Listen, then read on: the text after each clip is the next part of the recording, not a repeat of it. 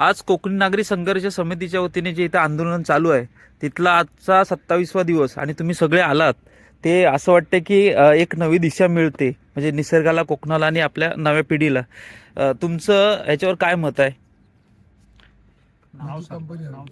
नमस्कार, मी नितीन श्रीराम कडू, माजी उपसरपंच ग्रामपंचायत लोटे.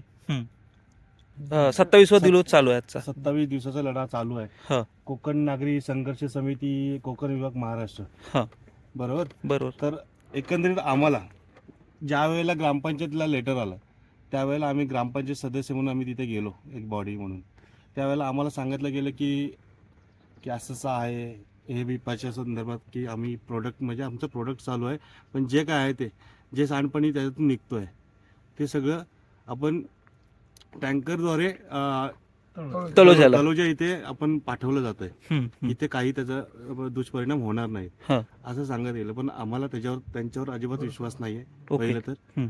त्याच्यामुळे आम्ही आमच्या पद्धतीने पंचक्रोशी म्हणून एक लढा तयार करतोय आणि त्या ह्याच्यातून आमचं आता नाही म्हटलं तरी गावने आमचे सगळ्या बैठक झालेल्या आहेत.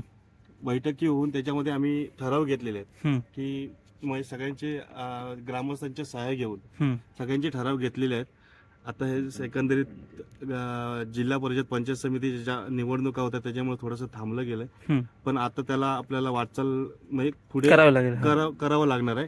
तरी पण येत्या सोमवारी एक बैठक घेऊन आम्ही पुढे करण्याचा प्रयत्न करतोय.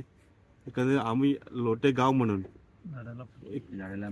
आमचा पाठिंबा तर कायमच आहे आणि सगळ्यांना पंचक्रोशीला घेऊन हा आम्ही लढा चालू ठेवणार पुढे. आणि जाधव साहेबांना आम्ही साथ देणार. आमरे साहेब आहेत, जाधव साहेब आहेत, त्यांना सगळ्यांना साथ देऊन आम्ही हा लढा चालू ठेवणार. आणि जोपर्यंत कंपनी ही बंद होत नाही तोपर्यंत आमचा लढा त्यांच्याबरोबर असणार आहे. भले त्याला वर्ष लागू दे, हा किती लागू दे, किती वर्ष लागू दे, पण आम्ही बंद केल्याशिवाय आम्ही हा लढा थांबवणार नाही. ओके.